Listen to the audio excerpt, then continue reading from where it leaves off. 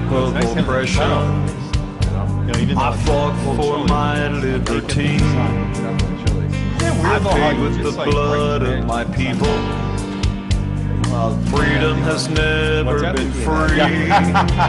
Now my door's always open to dreamers and friends. When I'm attacked, I protect and defend, because my name is America. I stand proud and free. My name is America. Don't tread on me. I cannot be broken. I cannot be shamed. If you hurt me, I'll get stronger, and I'll rise up from the flames, and I'll always stand proud and free. I'm America, don't tread on me. America is my name. My strength was not taken from others. Others gave it to me. They believe in the virtues I stand for. My respect for humanity. Now I'm challenged by tyrants who envy my power, but their vicious deeds become my finest hour, because my name is America. I stand proud and free. My name is America. Don't tread on me. I cannot be broken. I cannot be shamed. If you hurt me, I'll get stronger, and I'll rise up from the flames, and I'll always stand proud and free. I'm America, don't tread on me. America is my name. For those who need me, I'll always be here. For those who will harm me, I'll face without fear. But I'll always stand proud and free. I'm America, don't tread on me. I'm America, yes, America is my name. Is my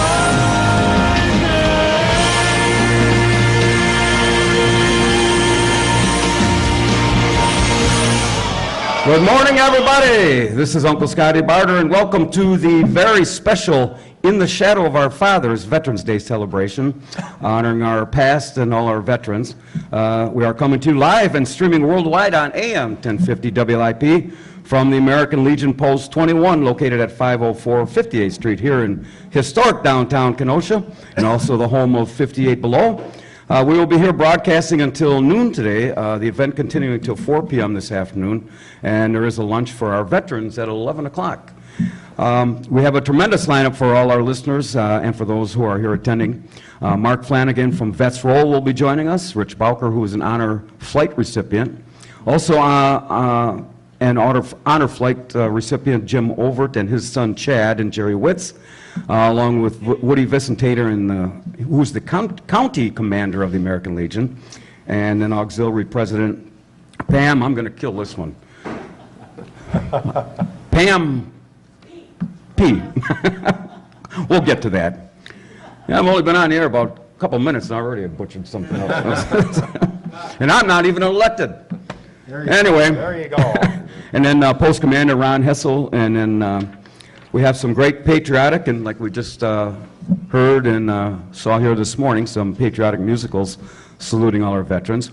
So we invite everyone to come on down to American Legion Post 21 here in refurbished downtown Kenosha to help us salute our veterans and their families and for all the sacrifices that they have made so that we can enjoy all the freedoms that we have each and every day here in the greatest country in the world. We will not be taking any phone calls this morning. However, we invite you to join us down here this morning, and if you want to make your own dedication, see Woody over there, and he'll write it down. And get someone, if you want to make a shout out to someone who's currently serving our military or a veteran who has served the country in the past. And our first guest, we had to kind of juggle around here because the guy from a Vet's Roll is in transit. But I'm delighted that these two gentlemen can join me, Mr. Todd Onstad and Peter Barca. All right. Thank you. First of all, I got to congratulate Todd for just a heck of a campaign. I like that. That's the old Joe Andrea. Run unopposed, and that really works out pretty good, doesn't it? But that says something for your constituents. Well, I'm getting to you. Congratulations. All right, since you brought that up, some of these guys have heard this. My favorite story, last 4th of July, we were in the Summer's Parade. So we get done and go figure, we're having some refreshments at the boathouse. And sitting right next to me is Sheriff Beth with his family and his entourage. So he's getting up and we exchange pleasantries because I always want to stay on the good side of the high sheriff. So Captain Mike, my good friend Captain Mike, happened to be sitting there right at the end in the corner, and I said, "Do you know who this is?" He goes, "Yeah, Peter Barca, nice to see you." And I'm thinking, I suppose you look a lot like Sheriff Beth, don't you? In a certain way. Some might say that. He'd probably consider it an insult, but that's a true story, but welcome to my world. Funny. Anyway, I'm glad you guys could join us because I know you have a lot of stops to make and have made some stops and a full day plan and tomorrow. So we'll start with Todd, maybe you can, because you're both kind of can blend in here. And what is the state of Wisconsin doing for our veterans in the way of helping with benefits? Well, good morning, Scott. I'd just like to start out by thanking you and thanking WLIP, but also, of course, thanking the American Legion and this great new facility that's been redone. I understand it's a great music venue as well. But mostly I'd like to thank all of the veterans that are here and the veterans that are listening for their service over the years. In terms of what the state and the county are doing for veterans, I think I can sum that up by saying probably not quite enough. But I was pleased to read where in the county budget that was just adopted this week that there is additional money in the budget for veteran services, and I just think that Ollie and the veteran services here in Kenosha County do a great job. As we go into session come in January, I think that we have to make sure that the budget is one that reflects the pride that we have in all of our veterans, and we'll certainly, both Peter and I and our colleagues will certainly be taking a close look at that. But I don't think that we could possibly do enough. But I think that one great example that is going on right now is the small houses in Racine. And I just think that, obviously, veterans still represent a larger share of the homeless in our country. And this is totally a disgrace, and I think that the small house project going on in Racine is a clear example of something that we can do and something that we should think about expanding. So I'll turn it over to my great colleague, Peter Barca. well, happy Veterans Day to all the great veterans that we have throughout Kenosha County and the surrounding areas. And actually happy Armistice Day as well, because this is the 100th anniversary tomorrow of what started Veterans Day, which was Armistice Day, to the day when you had the surrender in World War I, the war that we thought would end all wars. So it's a very special Veterans Day this year in particular. And I really want to ask all citizens in this community who possibly can get down to the American Legion, I really want to encourage you to do so. First of all, it's very inspiring here. Scott Barter and his team set up this beautiful display with the, My Name is America and the video. We've got a lot of great veterans that are here. Carl Borger, who works so hard upstairs, has put together a wonderful display. And of course, the commander, Tom Visitor, always does such a nice job of ensuring that the American Legion is so open and welcoming to people to come in who want to salute our veterans. And the facility that Dominic and Jody and Kevin and them have put together in the basement of the American Legion is just second to none. Just a beautiful facility. They've got great food and just a warm, wonderful environment. So I really want to encourage people, this Veterans Day in particular, being the 100th anniversary, that you make that stop at the American Legion. They've got a lunch here today. Stop tomorrow at the Vietnam Vets at noon at Library Square. Stop at the VFW. Let's all today, especially with this 100th anniversary of Armistice Day, salute our veterans. And I'm just so thrilled to be here on this momentous occasion with my good colleague, Representative Todd Onstead, and with Scott Barter, who, I don't know, how many years in a row have you done this down here at the American Legion now? Down here, probably 3. Yeah, we did 3 one years at the in a row. county They center. just keep getting better and better. So it's just terrific to be here, and I just offer my salute to all the veterans who put their lives on the line for this great country. As I've always said, it's only the people in uniform, the veterans, and our police and fire as well, of course, that every day they put on their uniform, they put their lives on the line, and they sacrifice, as do their family, mightily, to preserve our freedoms and all the values, those American values we just heard about in this song, that are so important to this country. Elmo, that part when he said he enjoyed being on our show, clip that out and we've got to put that someplace. I want that someplace else. You mentioned the 100th anniversary of Armistice Day. When Woody gets here, we're going to talk about the 100th anniversary of this American Legion. Right, Woody? At some point in time, later in the day? Todd, you talked about doing some more for veterans in your travels. What specifically have you heard that veterans need? Is benefits or jobs, or what would it be? Well, as I mentioned earlier, they still are probably the largest population of homeless people in the United States, which is really shocking and really discouraging. I think that we also need additional money for PTSD. I don't think that we can underestimate the amount of people who come back changed from their experiences in the war, and we have to make sure that when they come back they have the resources that they need. And certainly if there is one place in terms of as we start crafting our budget that we shouldn't shirk, is our responsibility to the veterans who served us so well. Peter, having heard that, do you think it's possible in this political environment that we live to do this on a nonpartisan basis so that it benefits the veterans? Well, one thing I have to say is that is one area where I think we have crossed the partisan divide. We did in the last session pass about 6 different bills to try to improve benefits for veterans, and that's something that almost always has been bipartisan. I think whether you're a Republican, a Democrat, an independent, I think everybody appreciates the sacrifices that veterans make. And so that has really been a bipartisan effort. And, as much as I'm very enthusiastic about starting a new administration, I want to even just tip my hat to our former governor, our soon-to-be former governor, Scott Walker, because he made an emphasis on workforce development for veterans. And workforce development is going to be so vital in our area, because we actually, for the first time in a long time, are going to have more jobs than we have workers. So making sure that we give veterans preferences so they can be first in line to take advantage of the new jobs that are there are just so vitally important. And then just one more thing maybe I would mention that I'm working on that I'm very excited about, that I really want to thank in particular the Rolling Thunder, but also the VFW, the American Legion, is we've been working very hard this last 6-month period. I've been working with Secretary Dan Zimmerman from Veterans Affairs to finally get a chair for POW MIA in the rotunda of the Capitol.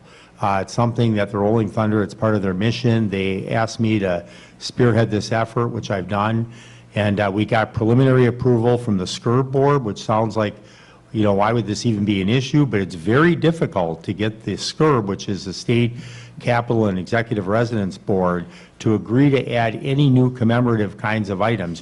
They usually, if you're going to add one, you have to take one away. In this case, the VFW, who has a commemorative display in the rotunda for veterans, has agreed to add this to theirs. And so I think we're well on our way. I'll be speaking on Thursday in Chippewa Falls to the Veterans Affairs Board of Directors and the Veterans Coalition to try and get their final sign-off, and then hopefully by the end of the year or the first part of the year, we'll get the SCIR board to finally give final approval. So I'm very enthusiastic about that. It's something that I know all the various veterans groups have been very supportive of, and it's something near and dear to all our hearts. You always want to remember those who have been left behind.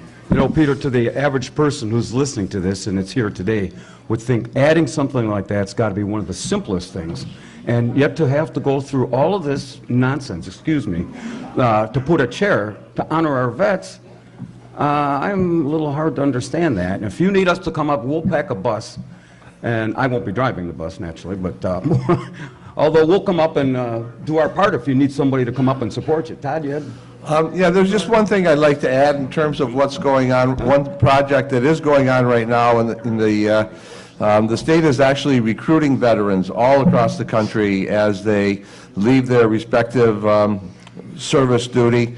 There is a active recruiting going on for veterans to move to Wisconsin because of the amount of work that there is going to be here, both at the Foxconn project and actually all throughout the state. So they are actively recruiting veterans as they leave their service right now to move to Wisconsin, which of course we all know is a great place to live. Scott, I think you have a question from the audience. Yes, go ahead. The Rolling Thunder has already had a chair placed out at the Union Grove. Okay, repeat what he just said. Yes, that's right. He had indicated that the Rolling Thunder successfully was able to get a chair at the Union Grove Veterans facility, and that's been there for a little while. So that's why they wanted to undertake getting one in the Rotunda in the Capitol. Also, Harley-Davidson has one. And actually, you know, it's interesting. It was only in the last year or two that they had one put in the Rotunda of the U.S. Capitol. So there's about 6 or 8 states that also have done this. So we'll be one of the first 10 states to have, given this level of commemoration, which of course is very appropriate. But yeah, you're right. You're absolutely right. I'm glad you brought that up. Well, gentlemen, I thank you for joining us this morning. I know you have other stops to make, and we're going to hold you to this. I hope you can get something done. Yes. For all, I don't know how many veterans we have in the state of Wisconsin. But they're all counting on you, so thank you, gentlemen. We are going to take a couple-minute break, or before our CBS weather break, and you're going to hear from Sailor Jerry's very moving rendition of a veteran's version of Hallelujah, and then we get back. Is Mark Flanagan here with us, Woody? Okay, he'll join us after the weather. Okay, thanks, Scott. All right, thanks, guys. You didn't know just what would happen to you. Stepped in the dirt, boots on the ground, and gunfire was the only sound. And to yourself you whispered hallelujah, hallelujah, hallelujah, hallelujah, hallelujah.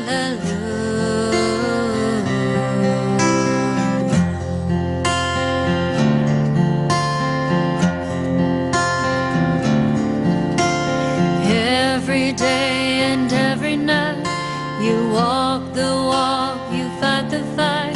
You never saw the end in sight, now did ya?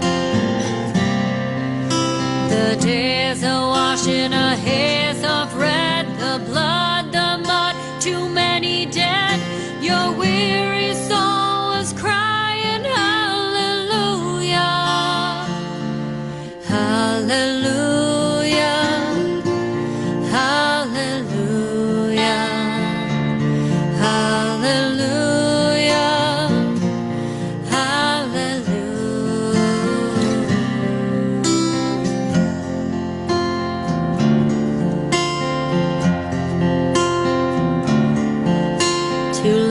To help you hear a shot, you know you're in a deadly spot. You never thought the day would come, now did ya?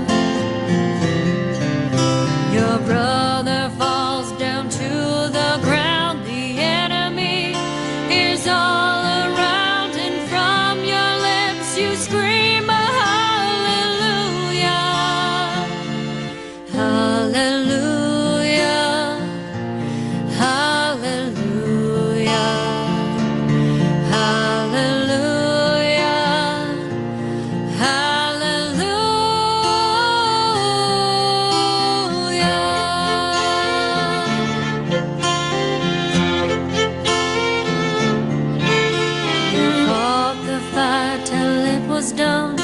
You have the strength to carry on.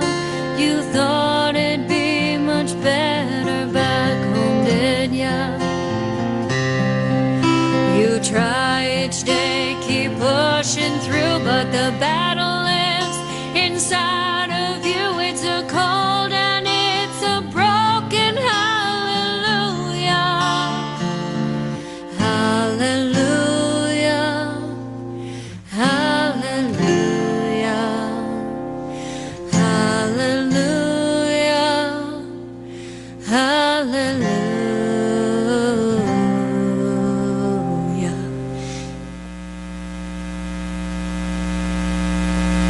He's a daughter and a son, be a lover to their mother, everything to everyone, up and at 'em bright and early, all business in my suit. Yeah, I'm dressed up for success, from my head down to my boots. I don't do it for the money, there's bills that I can't pay. I don't do it for the glory, I just do it anyway. Providing for our futures, our responsibility. Yeah, I'm real good under pressure, being all that I can be. I can't call in sick on Mondays when the weekend's been too strong. I just work straight through the holidays, sometimes all night long. You can bet that I stand ready when the wolf growls at the door. Hey, I'm solid, hey, I'm steady, hey, I'm true down to the core. And I will always do my duty, no matter what the price. I've counted up the cost, I know the sacrifice. Oh, and I don't want to die for you, but if dying's asking me, I'll bear that cross with honor, 'cause freedom don't come free. I'm an American soldier, an American. Beside my brothers and my sisters, I will proudly take a stand. When liberty's in jeopardy, I will always do what's right.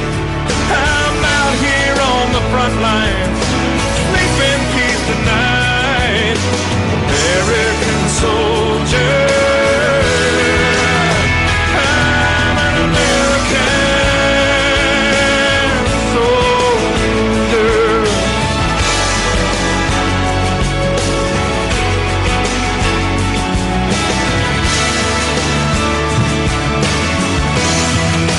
Yeah, an American soldier, an American. Beside my brothers and my sisters, I will proudly take a stand. When liberty's in jeopardy, I will always do what's right. I'm out here on the front line, so sleep in peace tonight. American soldier, I'm an American, an American, an American soldier.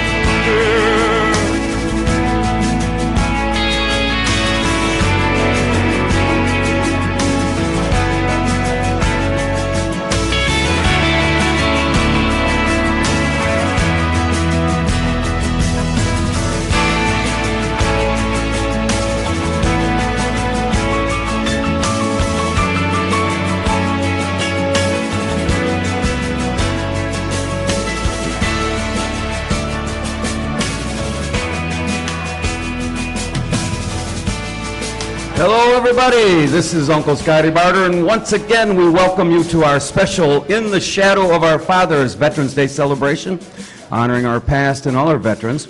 Coming to you live this morning from American Legion Post 21, located at 504 58th Street here in historic downtown Kenosha, also the home to 58 Below. We will be here until noon today, with the event continuing until 4 p.m. this afternoon. We have a great lineup for everybody. Coming up this half hour are the creator and the founder of Vets Roll. A big hand for Mark Flanagan. And then we have other honor flight recipients. Rich Bowker, Jerry Witz, Jim Overt, and his son Chad will be joining us. We also have some historic military exhibits along with activities for the entire family, raffles, kids giveaways, lunch for all the veterans at 11 o'clock. Once again, for our listeners, we will not be taking your phone calls this morning. However, for those who want to pay tribute or salute someone who is either currently serving or has served our country in the past, is simply get a hold of Woody and fill out a little sheet, and we'll get to them during the rest of the show. Want to acknowledge all our sponsors who have graciously allowed us to broadcast this program this morning with very limited interruptions. The Boathouse Pub and Eatery, which, by the way, is having their big Thanksgiving brunch coming up on November 22nd from 11 a.m. to 6 p.m. And adults are only $20. You better call them for a reservation. 654-9922. And also a big thank you to Pete's Union Park Tavern.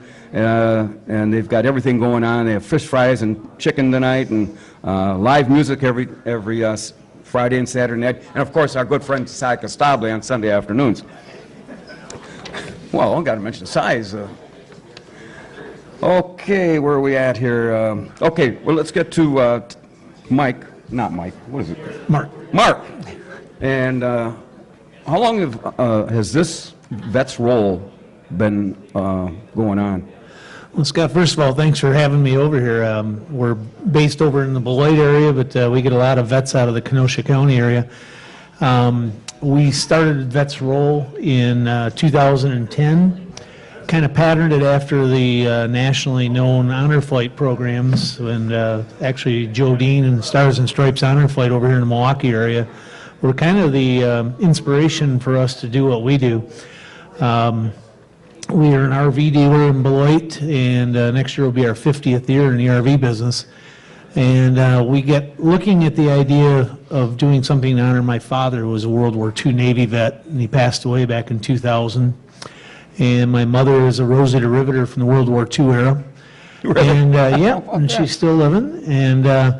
And so what we got looking at doing was something similar to the honor flights, but we're doing it by RV and slowing it down and giving them 4 days to enjoy the sights and smells. And we did it that first year in 2010 with 9 RVs and 3 buses. Is this available just to mainly Wisconsin veterans? No, it's actually a national program, and Okay. we've had vets come to Rock County from 36 different states to go on our trip now. This picture that's on your brochure, is that on this Yeah, it's chart the here? top picture on the... Top picture. Now, where's that building located? That's the Lincoln Memorial in Oh, Washington, okay. D.C., and that was this year's trip. We do our trips once a year, and it's a caravan of 10 56-passenger Badger charter coaches, along with a luxury motorhome up front that leads the caravan down the road. And it's a much bigger endeavor numbers-wise. There's 400 people on our trips. So do you start from Wisconsin and pick up passengers along the way, or is this all starting here? It's kind of the reverse of what the honor flight is. They come to Beloit. They fly in from around the wherever. country. Okay. And we'll pick them up at the airports and then get them into Beloit, and we get them checked in the day before. And then we'll leave out of Beloit. It's always a Sunday to Wednesday before Memorial Day weekend. Oh, So okay. next year, it's May 19th to the 22nd. We leave out of Beloit at 5:14 a.m. We have 13 Illinois state troopers and almost 100 motorcycles that escort us. They block off I-90 right down through the Chicago Loop, right down to Indiana. And it's nothing but our buses and our heroes. And we go down there with a state police escort. We get to Indiana, and the Indiana State Patrol takes over, and they escort us down I-65 and over to Dayton. And that first day, we go to the Wright-Patterson Air Force Base in Dayton, Ohio. How do you come up with who's going to be on this? We take them, Nominations? there's a considerable waiting list to be eligible for Vets Roll trip. They have to have been active duty 1966 or earlier and honorably discharged. And anyone that served 53 and earlier, which is our World War II and Korean group and Rosita Riveters, they bypass the waiting list. So if we have them by March 1st, they'll make next year's trip. And then the balance is made out in the order we get their names on the list. So then when you get them to Washington, then you have a schedule where they can go to the wall and all the other... Right. We stay the first night after we go to Wright-Patterson in Dayton, we stay overnight in Dayton, and then the next day we travel cross-country out across Ohio and Pennsylvania, and our hotel next year is right in Alexandria, Virginia, right near D.C., right downtown. And we stay there Monday night and Tuesday night. Tuesday, we tour the memorials with a National Park Service police escort right through the city with 10 buses, and that's why they don't like the Badgers a whole lot out there, because they think we're out there for a football game or something. But yeah, it's quite a sight to see. They're not going for a Packer game these days. No. You find that a lot of these veterans are the first time that they've actually been back to the National Museum or the Smithsonian? Yeah, for a long time, or? Because most of them are coming from the Midwest or West, the Western states. A lot of them have never even been to Washington, D.C., but Yeah, if that's they right. have, it was years ago. And one of the big blessings we found with Vetro over the years is the fact that the vets that are on the trip, now there's 220 vets in that group, and the vets that are on the trip are not necessarily geographically from South Central Wisconsin, Northern Illinois. They come from all over. So the veteran, say on bus 9 from Kenosha, he could be riding with a guy from California and a guy from Texas and one from Minnesota. And they're all strangers on Sunday morning, and by Sunday night, they're all brothers that have been apart for 50 or 60 years, because they start sharing those stories, and they find out they had those same thoughts, those same fears. There's a maybe commonality there, Oh, obviously. it's amazing. What's the average age, if you know, roughly, of... Well, your World War II group now, if a guy was 17 years old the last day of the war when the Japanese surrendered, they're now 90 years old. So your World War II group is all 90 and up. The Korean War vets are 5 years behind that, so Okay. they're in their mid-80s now. And then our Vietnam guys are pretty much all into their 70s now. What was the oldest person that you ever... 102. We had a guy out of Downers Grove that was on our trip, 102 years old. And what was kind of cool, he had his own tablet and cell phone, and he was taking pictures. 102, he's got his own cell 102 phone? years old, yeah. I can't even. Gonna learn something from that guy, Yeah, right? exactly. And how did, you said your mother was in Rosie the Riveter. Yeah. And, you know, that was an occupation that when everybody went off to war, that was pretty much lost in the shuffle. That Exactly. the women that stayed home and went to work in the factories to make all these things. We make a big deal out of Rosie the Riveter, because, not only because my mother is one, but if you study world history, we would not have won World War II had it not been for the efforts of the women moving into the workforce. And it allowed us to deploy millions more men around the world. And the women moved in, they proved they could do the jobs as good or better than the men were doing, and it kept our production at 100% plus the capacity, and they helped us win the war. So we honor them as equals to the vets. Of course, if you ask any woman today, she will tell you that. Oh, absolutely. Without batting an eyelash. Right? It changed the face of the workforce forever. Yeah, that's right. Well, you know what? You know, it took a war to do that. But you know what? That brings up a good point. Had it not been for World War II, the Rosie the Riveter would have probably just stayed home and cooked dinner and do It could whatever have else they been. had to do, right? It could have been. So what else you got going on here? Well, our program, as you can probably imagine, to run, 11 coaches for 4 days, and, we take them to 4-star Marriotts and Hiltons and banquet facilities, 4-star, 5-star. And to do it, it takes a lot of money. And so we fundraise all year long. Every dollar we raise is completely private sector. There's no tax dollars at all in Vetro, no corporate sponsors. And it takes us $400,000 to do the trip for 4 days. And we've been able to raise it every single year since 2010. Next year will be our 10th year and our 2,000th veteran in Rosie to make this trip free of charge from 36 different states. Now, Mark, you got to explain something to me. You bet. How in the world can you raise $400,000 in 1 year every year, and we got the Barkes and the Todds and the rest of the country and the politicians have trouble putting a chair in the rotunda in the Capitol? Well, I know what you're saying. If you want to bow out of that, feel free. But. No, we purposely, I guess it's because we're doing it from our hearts, and we purposely stay apolitical, and the people, especially in the Rockford, Beloit, Janesville area, they know this. They just get behind it. We have the Wisconsin Tavern League, and very big over in Walworth and Kenosha counties. Wisconsin Tavern League right now is raising money for veterans statewide with 5,000 members. We'll be at their spring meeting, and they're pretty sure they're going to exceed $100,000 just in that one fundraiser. We have little bars over in Clinton and Chopir that are raising $50,000 a year to send our vets to DC. They see it.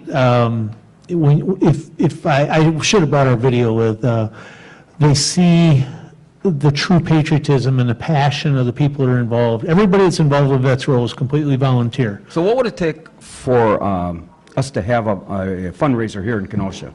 Well, you need a building? Yeah, there's a number. I got one in mind here. There's a number of them over here in Kenosha County that do fundraisers for us. Tomorrow at Lake Lawn Lodge in Delavan, they're doing a fundraiser for Vets Roll. They're a taste of Walworth County. So what's the email that people can Bratstop. contact you? I was going to mention too, the Bratstop. What's the date on that? January 20th. The Bratstop here in Kenosha is going to be doing a fundraiser for Vets Roll. But I'm sorry, I didn't mean to cut you off. What was the email? The email- So people they can just send money to you or Yeah, do something. the easiest way to do is go to our webpage. Okay. You'll be impressed with the webpage. It's VetsRoll, VETSROLL.org. Okay. My email is mark, M-A-R-K, @vetsroll.org. Or Facebook, you can do it through there. We have 84,000 followers on our Facebook page, and it's vetsroll.org on Facebook as well. Now, for those folks, that you are recognized by the IRS as a bona fide 501c3 Oh, yeah. nonprofit, so Absolutely. if you want to give a couple $100, you can write it off your taxes. And Absolutely. so, Yeah. as a charitable donation. I think before you leave, I'm going to give this to my friend Jody over there, and we're going to come up. How much you think the Bratstop can raise? Because I think we can do better than they can. Wow. We haven't set a goal on it yet. Honest to goodness, Scott, we've been to fundraisers that might not have raised more than $100, but those people are doing it from their hearts too, and they're doing what they can do, and we never set a goal on it. Some of these fundraisers get in some incredible money, but, we just appreciate the support of the public, and that's what gets it done, and we never know, and it grows. We do it year after year. Right now, we have 28 Culver stores in southern Wisconsin, northern Illinois this week raising money for Vets Roll too. Hey, Woody, when is the 100-year anniversary here? Later in the year? Later in the year. What's later in the year? March. March? March 15th is the Legion's 100th birthday. Well, I'm going to write that down, March 15th. We're going to come up with something for the American Legion's 100th birthday, and we're going to raise some money for vetsroll.org, or whatever they call it, right? Yep, vetsroll.org. Tomorrow commemorates the 100th anniversry of Veterans Day, the end of World War I. We're allowed to have fun at this, right? Absolutely. Fundraiser, F-U-N. There's a lot of beverages. Well, no. Shouldn't say that to some of my listeners because, but at any rate, it's a great cause. And now you got more events that you have to go someplace. Actually, yeah, those Culvers that I mentioned, there's 4 of them down the west side of Chicago I got to get to this afternoon, but that's Okay. down to Aurora and that area. But no problem. I'm good to go for another hour or so here. Well, we got some other people that we have to talk to, but we're a little bit ahead of schedule. And what we're going to do, Elmo, let's play, this never gets old for me. This is something we actually have been doing for good over 20 years, but Ryan and I went and redid this, and actually had it copyrighted a couple years ago. And then we'll get back, and then we'll see if we could have just a brief, we'll get some of the honor recipients starting, and then we got to take another 5 or 6 minutes for the CBS News. I don't know what we have to do that for. Contracts, FCC. We don't follow those. It's called Top of the Hour. Is this still on? At the top of the hour. So, all right, this is our Kenosha Today rendition of I Am the Flag. Okay, have them come join me right now. Yeah, we'll talk. Okay.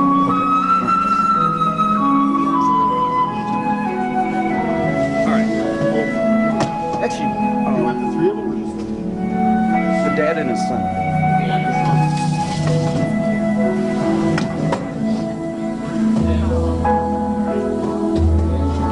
I am the flag of the United States of America. I was born on July 4th, 1776, and the Declaration of Independence is my birth certificate. The bloodlines of the world run through my veins, for I offer freedom to the oppressed. I stand for many things to many people. I am the nation. I have fought in every battle of every war for more than 200 years. Gettysburg, Antietam, Normandy, Guam, Iwo Jima, Korea, Saigon, Grenada, Beirut, Panama, in the Persian Gulf, and a score of places long forgotten by all those who were there with me. I was there. I led my soldiers, Marines, sailors, and airmen. I followed them. I watched over them, for they loved us. When freedom called, I answered and stayed until it was over. I left my heroic dead in Flanders Fields, in the oceans of the Pacific and Atlantic, in the steaming jungles of Vietnam, in the waters of the Persian Gulf, the sands of Desert Storm, and Iraqi freedom. I was conceived in freedom, and God willing, in freedom I will spend the rest of my days. May I possess always the integrity, the courage, and the strength to keep myself unshackled, to remain the citadel of freedom and the beacon of strength to the rest of the world. This is my goal, my hope, and my prayer. I have been soiled, burned, torn, and trampled on in the streets of countries I have helped set free. And sadly, even by my own country, and by those whom I have given the freedom to express their rights, it hurts. But I shall overcome because I am strong. I have slipped the bonds of earth, and from my vantage point on the moon, I stand watch over the uncharted new frontiers of space. I have been a silent witness to all of America's finest hours. But my finest hour comes when I am torn into strips to be used as bandages for my wounded comrades in the field of battle. When I fly half-staff to honor my soldiers and lie in the trembling arms of a grieving mother at the gravesite of her fallen son or daughter. I am proud, I am free, and I am brave. My name is Old Glory. Long may I wave, dear God, long may I wave.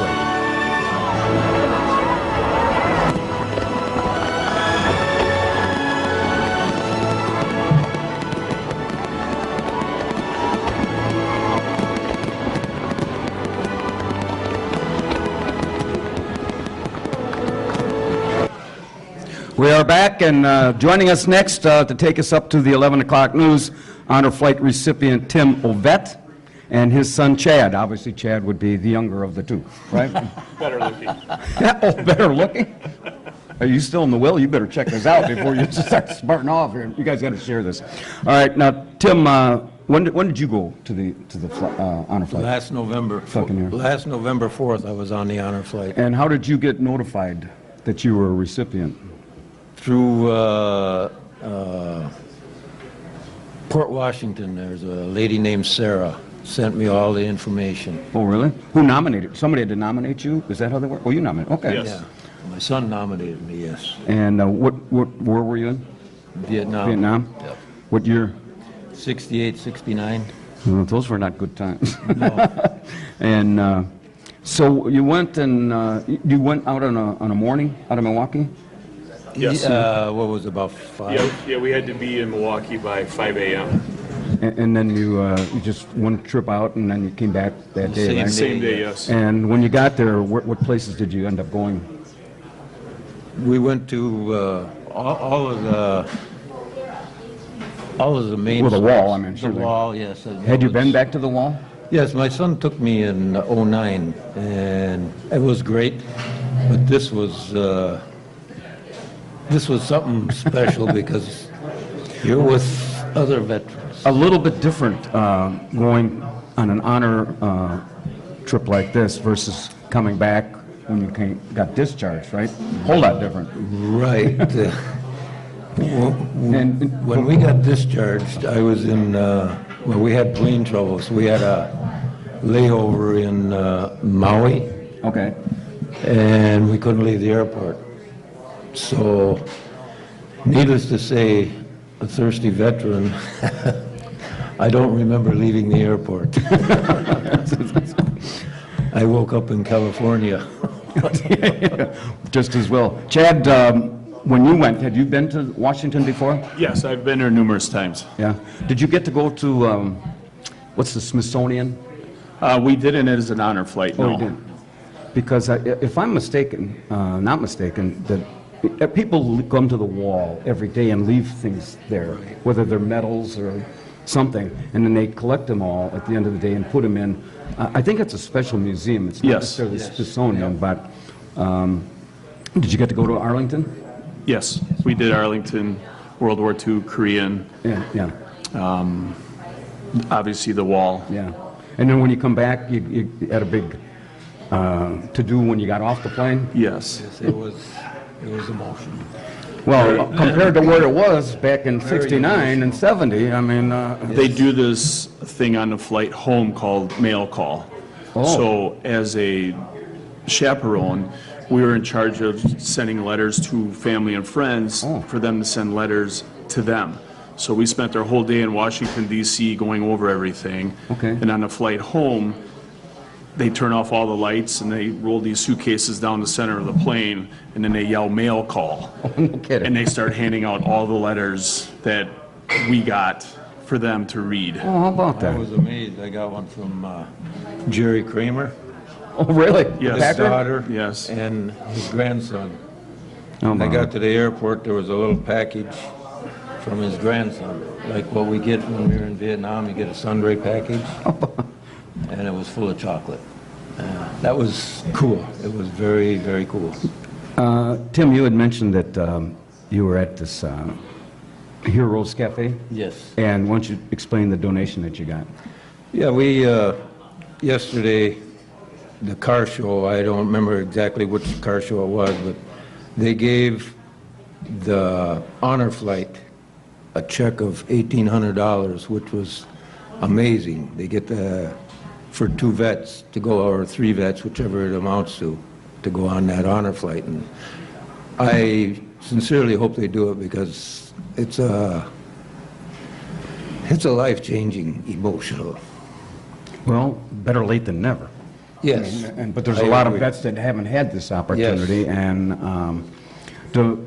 do they pick up your tab and No, No. just as a chaperone, we, have to pay your own? yes, we send $500 in, which is Oh, tax okay. deductible. Well, that's But still- our tab is picked up. well, good. And then we actually go to a class, a full-day class in Milwaukee where they teach you how to react with all the veterans No and kidding. everything that we're going to do the entire day. How many left here in Milwaukee that morning? There was 2 plane fulls. airplanes. 2 planes? We had- 100, That's about 300 people 150. maybe? And we had thereabouts? all 3 wars on the planes. Oh. World War II. Did you have to wear a uniform, or just I would a have little on never, the slim side? Tight? I don't think I would have fit in my uniform, because back then I was only about 160 pounds. Where did you, what was your MOS? What did you? I was a radio operator. Oh, And I must add that he is a veteran of the Hamburger Hill War. that was not a pleasant sight. But I don't care if you were in any occupation or MOS in that deal. You know, I often wonder when I see those movies, and it was a hill. What was the purpose? You know, when you look at it, you go, you guys are, you know, getting killed day left and right, and go all because of the top of this hill because it's got some numbers on it. And you know what? To this day, I don't understand why we went to that hill.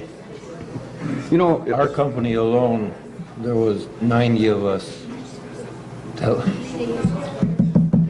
that went in there. that's all right. Only 36 of us came out. Yeah, those are. Did you find that when you got out in '69, was the confidence in the guys that are serving? Did they were they losing it? That was about after the Tet Offensive, and were they just kind of say, why are we even here? Yeah. I mean, There was a lot of that while we were there. early on, before that, before '69, I guess they thought they were winning, and maybe we were by body count, right? I don't think it was intended to be won by the Americans. Politics. It Politicians. was a political war, in my opinion.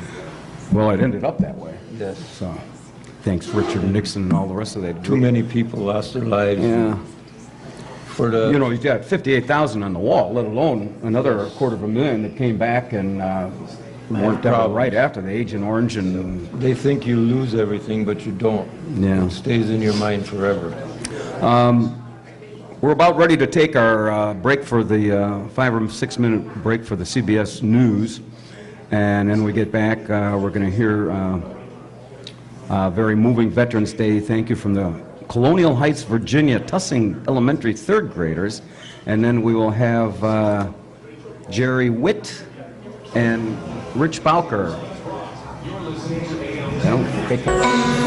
As I look upon the stars and stripes and her noble history, I am overcome with thankfulness for all who keep us free. All you've given for America, never will it be in vain. Though we've had our share of ups and downs, our greatness will remain.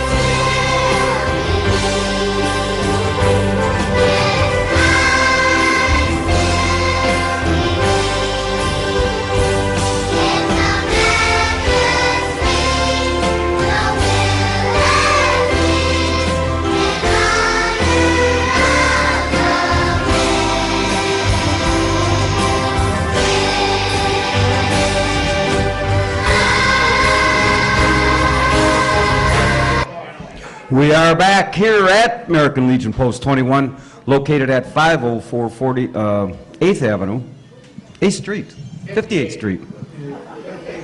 We're somewhere down here. This is Uncle Scotty Barter, and welcome. You've just tuned in. We are here this morning, live at AM 1050 WLIP, bringing you our very special In the Shadow of Our Fathers Veterans Day celebration and honoring our past.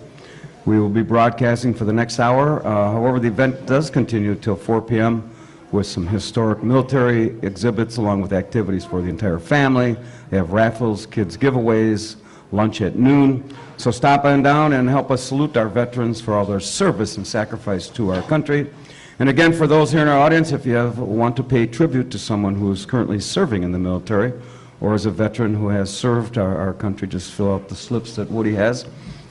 And joining us next, we kind of got out of whack here. Another recipient of the honor flight, Jerry Witt's here. Big hand for Jerry. Thank you. Fan favorite. Thank you. Now, I assume you were in the Vietnam era. I was. I served in Vietnam from May of '68 till May of '69. Oh, similar to Tim. Correct. Things were not going very well over there at that time, as we talked about. Now, how did you get nominated to go on the honor flight? Well, actually, My father-in-law at the time, he was on the 3rd honor flight, World War II veteran, and he went, I believe he was like 92 years old, and I have been involved with certain groups and what have you, so we knew about the honor flights, and I knew about the honor flights. So a little over a year ago, I was, when they opened it up for the Vietnam vets, they said that you could actually fill out the application online. So I did, never thinking that it would happen right away, because normally what they do is, you know, they usually take a lot of the older fellows that, that are on the flight, but it was probably about 3 months later, I was called, and they said, can you make it November 4th? My bags are packed. Exactly. Basically. Not quite as the same as when you got your draft notice, I'm sure. Right. But I said I'd go in a heartbeat. And because I did know about what they did, I have had several other friends that are not so fortunate as to be in full capacity. There are some that are kind of disabled that went ahead of me that were in Vietnam, and one of my best friends, Joe Campbell, told me about this, and he said, Jerry, you gotta sign up and go. So I did. And Who was your sponsor? Did you take you had to have a sponsor, correct? Yes. Chad? Actually, it was my brother-in-law, Jerome Slasky. He actually volunteered to be the guardian, and as was explained earlier, he had to go and spend most of a whole day going through the formalities of what their responsibilities are. I didn't realize that till Chad brought that up. Right, That, you right. had to do that. Well, that's good. You know, the old Army saying is don't volunteer for anything, but this is a little different deal, right? Well, it was really nice because he was basically my Sherpa of the day. They tell him that, you know, that the vets don't have to carry anything. If they buy something, you have to carry it. So it was kind of funny, but Well, good for he them. enjoyed it, yeah. You know, as we talked before, when you came back from the honor flight, a little bit different than when you got discharged, right? Oh, mean, there's no question, you're right. Where were you assigned in Vietnam? Well, I was with the 1st Cavalry Division, and the Army volunteered me for my occupation, and I was a dog handler. A dog handler? A dog handler, a scout dog handler. There's 2 different types of dog handlers that are in the military, especially in Vietnam and still today. One is a scout dog, and the other one is a sentry dog. And of course, everybody knows about the sentry dogs, that they're used to guard Army bases and perimeters and Air Force bases, and they're taught to be loud, noisy, and very aggressive. And then there's the scout dogs, which are just the opposite. We were trained at Fort Benning, Georgia, and they're to be silent and non-aggressive. And our job was to support the infantry units in the field. And we were a platoon of about 35 men, and when the call came in that one of these infantry troops needed to have a dog handler, we'd load up our supplies, hop on a chopper, and go out for a 3-day mission. And our job was to walk point. And with the use of the dog, senses of smell and hearing, and sight, they were to pick up scent left behind either on booby traps or actual personnel in the area. And when they did alert, then I had to notice that and tell everybody to take cover. So that was my job. Were the dogs German Shepherds? German Shepherd mixes. Had yes. you had any experience with dogs prior to being? Well, I had one when I was real pet, when I was younger. But no, it was truly an experience that, one that I'll never forget in training. The abilities of these animals to do what they do is quite amazing. Unfortunately, my first dog that I had, who became my best friend. You actually ended up sleeping, basically. Maybe. Oh yeah, you're together, together, right? 24/7 when you're out in the field. And he ended up getting into a tripwire during the monsoon season. And during the monsoon season, everything is super wet and scent is washed away. And he got into a tripwire and he was off leash. And that's how we worked in Vietnam. And he turned his head and said, "Hey, don't come any closer, I'm in trouble." And when he started to pull away, the tripwire got caught in his body harness and it went off and he got wounded. We were medevac down to Saigon. He underwent surgery, made it through surgery just fine, but ended up dying of a staph infection. You know, And I that's lost my best friend. These dogs that you refer to, I don't think a lot of people realize that the importance that they played. And did not they end up giving them awards and Purple Hearts? Just Well, should here's have, anyway. here's the thing.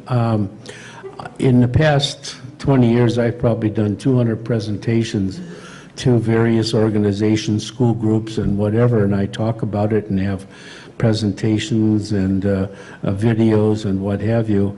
But these dogs were proved to be invaluable. They became your best friend. And when those things happen, it's really traumatic. But unfortunately, when the war ended,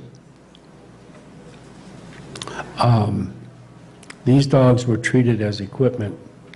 And half of them were euthanized and the other half were basically let go.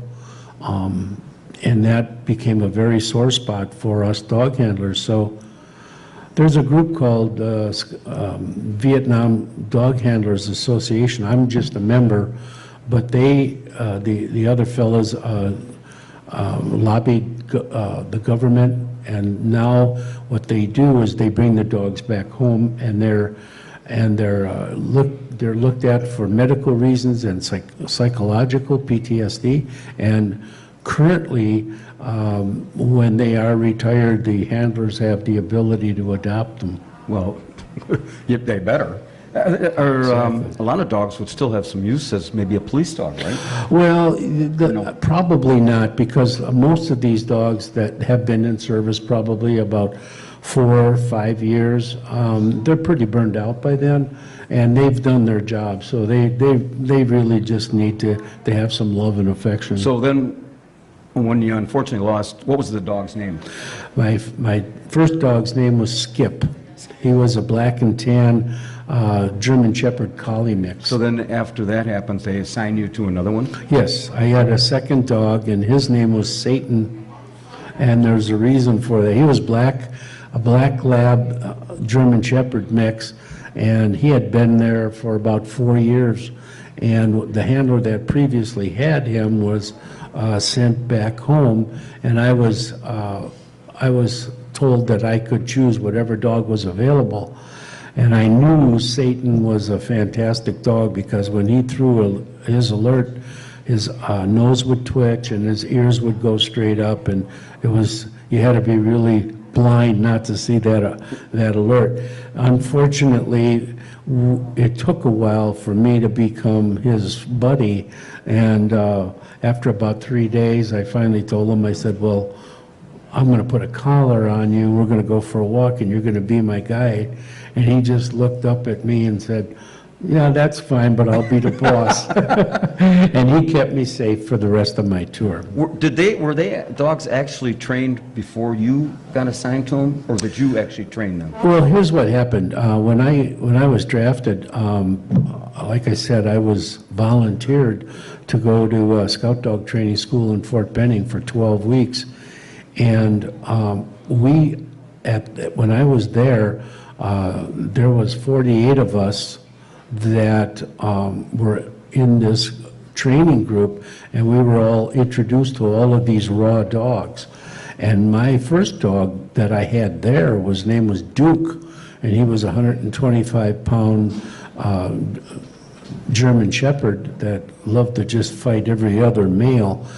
Anyways, at the end of the 12 weeks, those dogs that were there from the beginning initially had to go through the whole program again.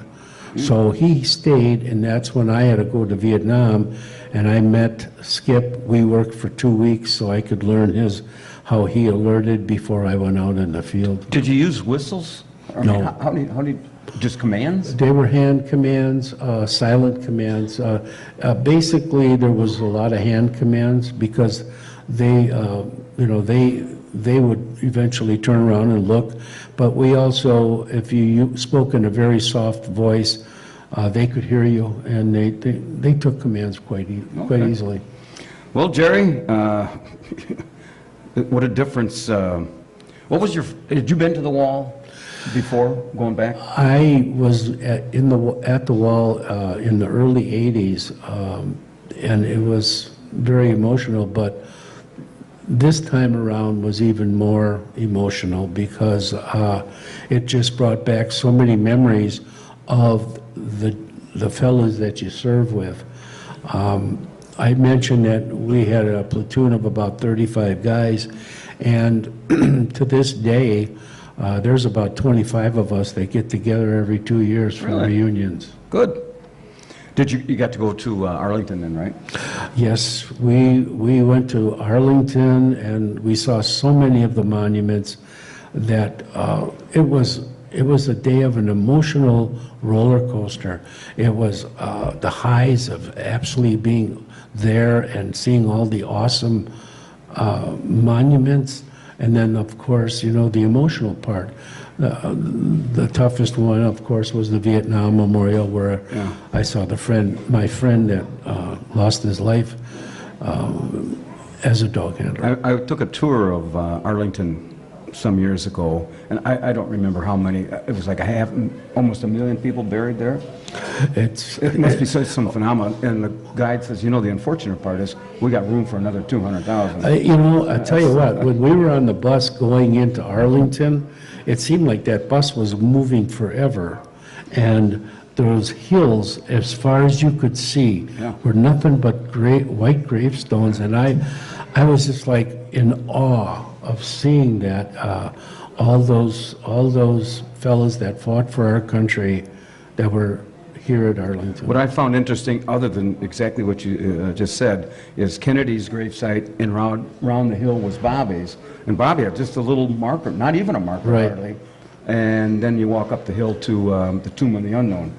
That is eerie. I'll tell you, when they did the changing of the guard, that is the most impressive thing that you can ever imagine. Well, Jerry, our time has come, and we thank you for your service. Thank you. And it's an amazing story that I don't think any of our listeners, or I certainly haven't heard about the importance that dogs played Right. in that. And it's a shame that it all ended the way it did, but I don't want to get into that. Anyway, hey, Wayne, we're going to take our last break here. And when we get back, then we will have a Veterans Day tribute by Ryan Kohler. And then we have Woody and Ron. What? Oh, I thought somebody was yelling at me. That's how touchy I am. Thank you for having me. Appreciate All right, it. Jerry. Thank All right, you. Wayne, go ahead.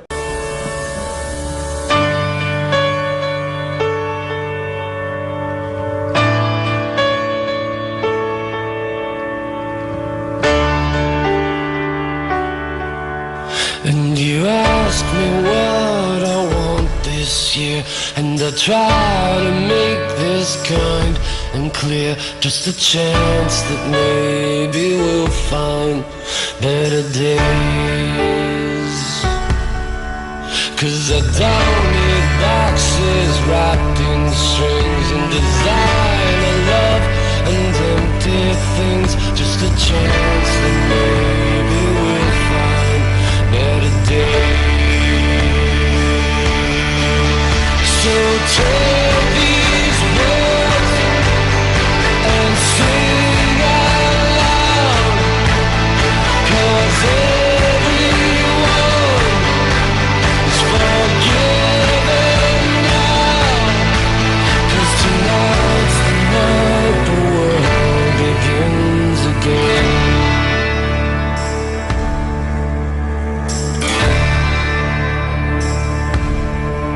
I need someplace simple where we could live, and something only you can give. And and that's faith and trust and peace while we're alive.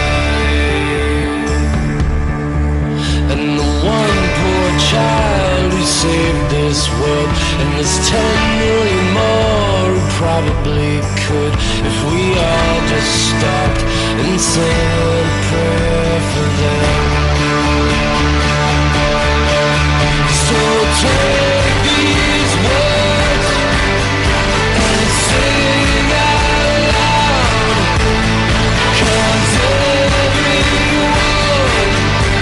is forgetting now, 'cause tonight's the night the world begins again.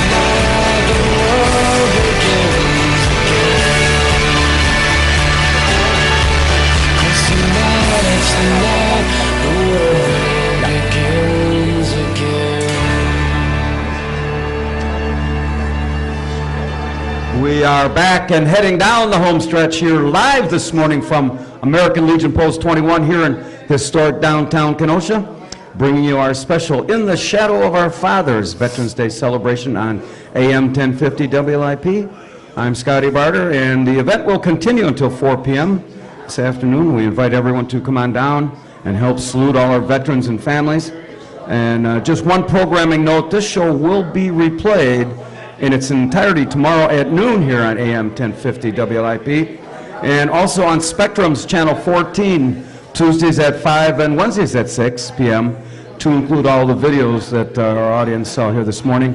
Once again, we want to thank all our sponsors for allowing us to bring you this program with limited commercial breaks. And I do have to mention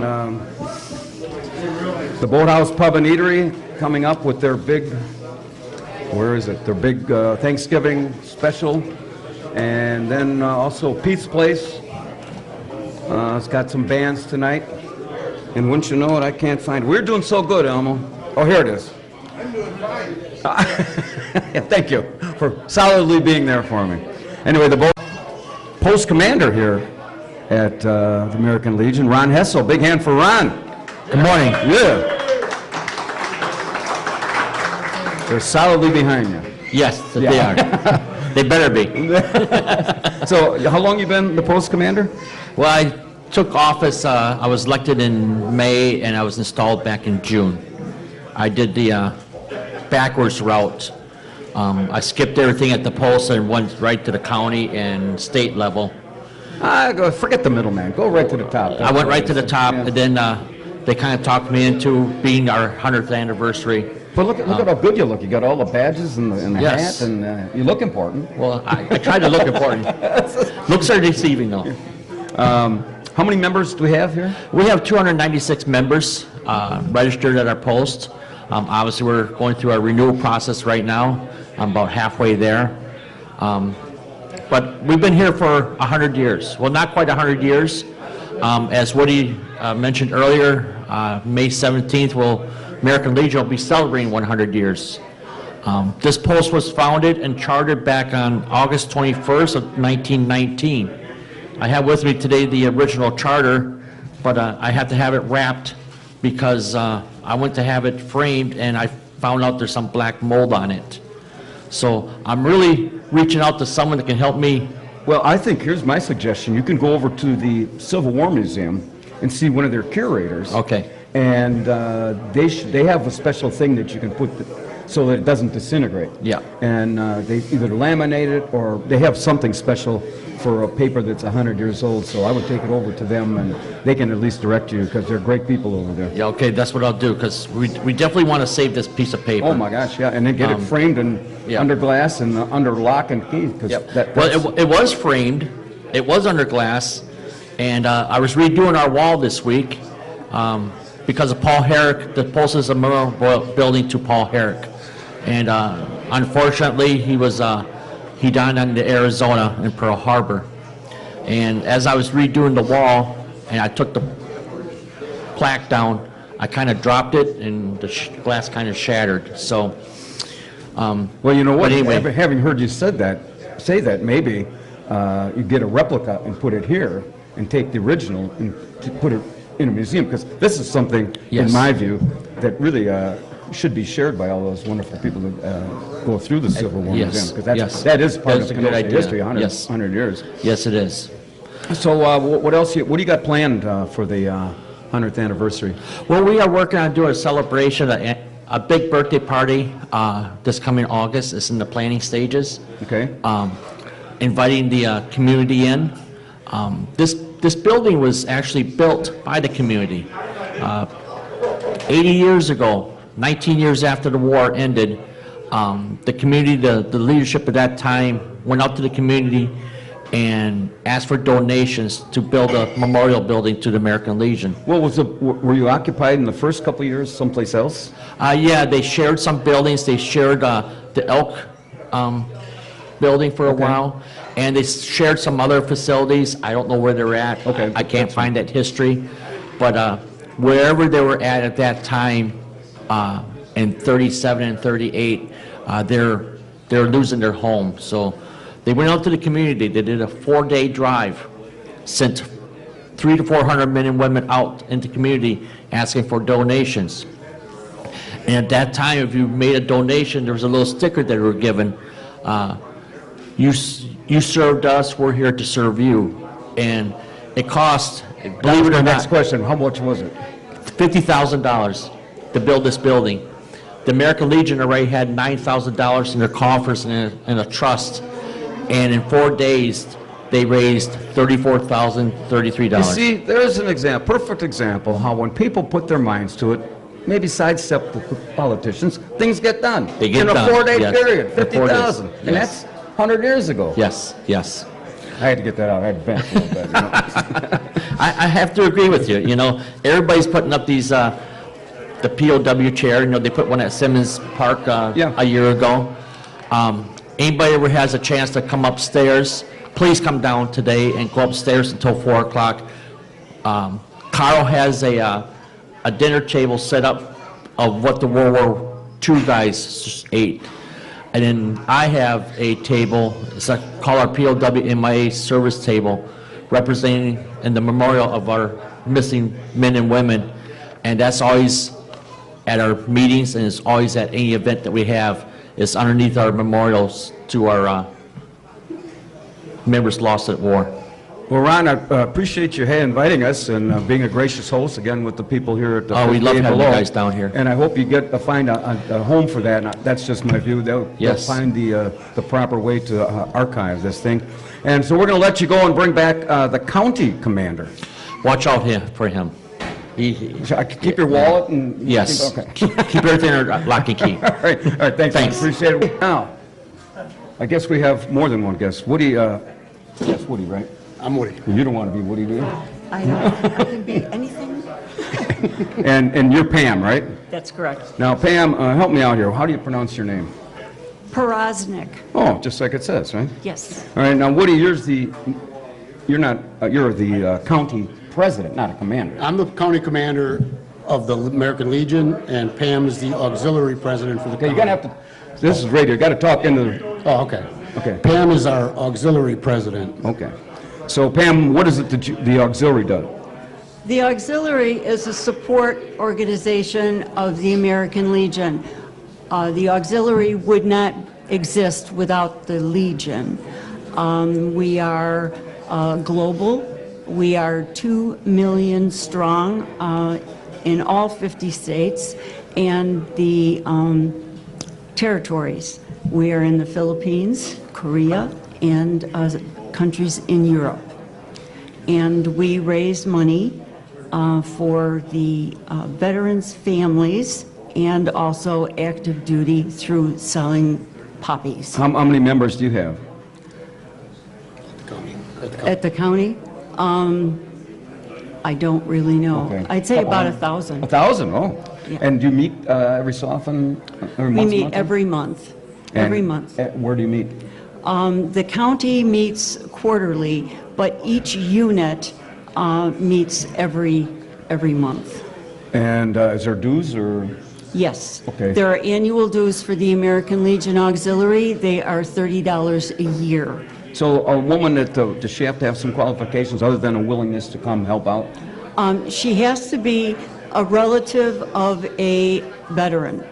It could be her husband or a son or daughter that was in the military. It can be a deceased member. Okay. And then she can join. So Woody, what does a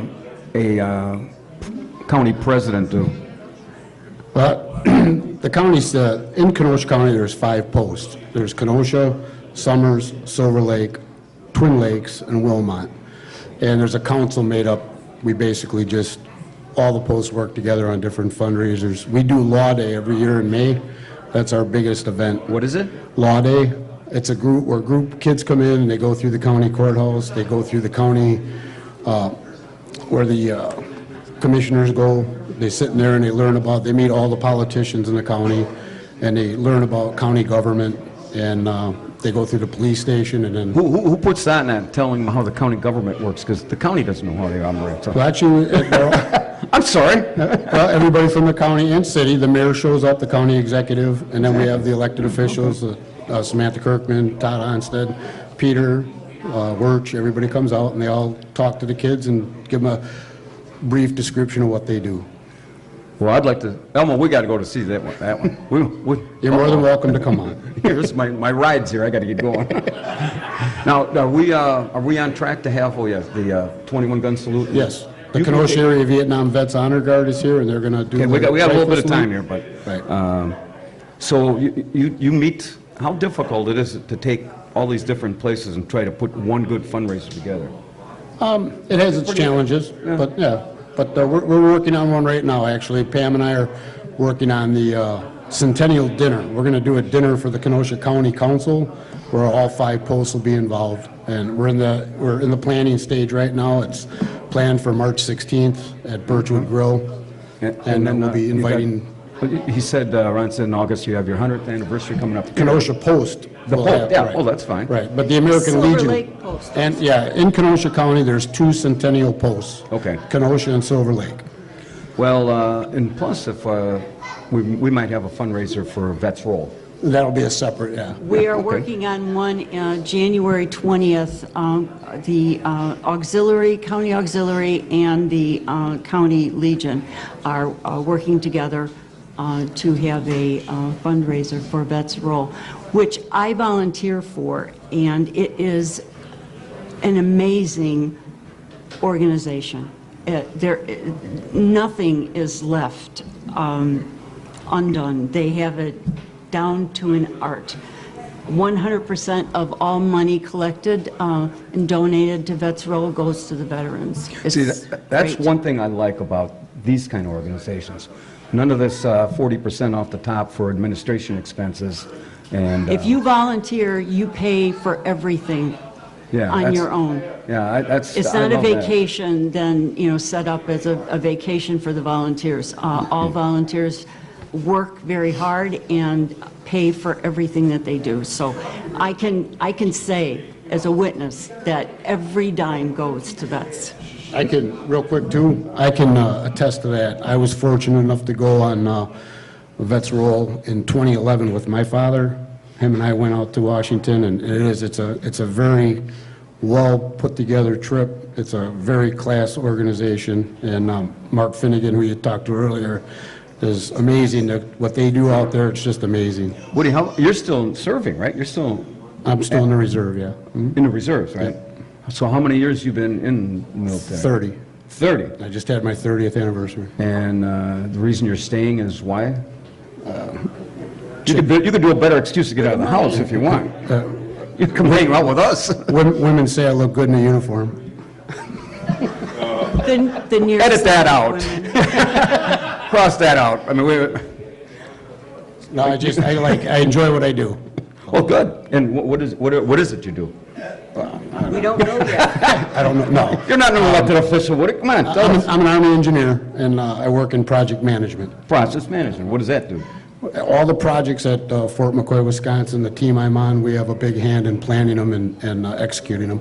He's pretty impressive, ain't he? That's why he's got all the hat and all In the his buttons, too. mind, yes, he is very. In my mind. What do we got? 5 minutes left before we get to our closing here. Do you got, or either one of you, got anything you want to add? I mean, we got 5 minutes to kill. What do you? Just, like I said, we just, Pam is putting together, along with, I'm helping her, the Vets Roll fundraiser on January, and next year, Ron and the Post here, we're putting on a 100th anniversary for Post 21, and hopefully it'll be a really big event. Well, it's going to be an exciting summer here in Kenosha. We got the tall ships coming back somewhere in August, and there's festivals going on in this whole downtown area. Yeah. And now you finally have a road that's got pavement on it. Our roads are fixed down So here. that's a plus, That's a right? plus. That's a big plus. Took them longer to put the road in than it took to build the building. Sorry. I don't ever remember a road in Kenosha that hasn't been torn. Thank you, dear. I would like to throw a good shout out too to our host down here today, 58 Below. They're letting us use their facility, and whenever I ask them for anything, they're the first one there to stand Yeah, up I'll tell and you what, volunteer. big hand for them because Big hand they for 58 came in and Below. put all this in Very and well, very good. helped us set up, and even though we took the screen down, had some issues with it, but this is, finally got all the kinks worked out. Yeah, it's like you really said, nice. third time's a charm. So. Yep, it's awesome. Hopefully it'll just keep getting better down here.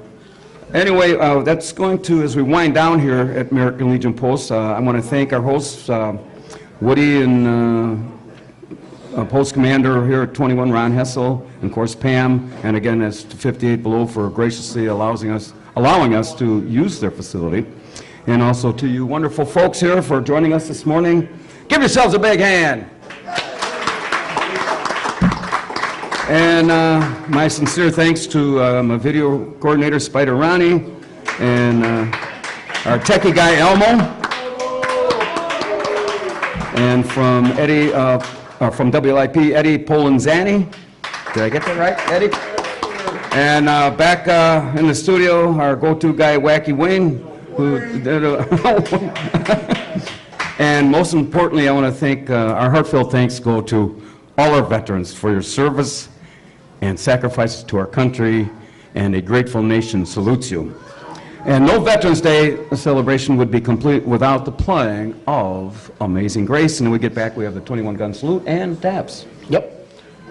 Elmo.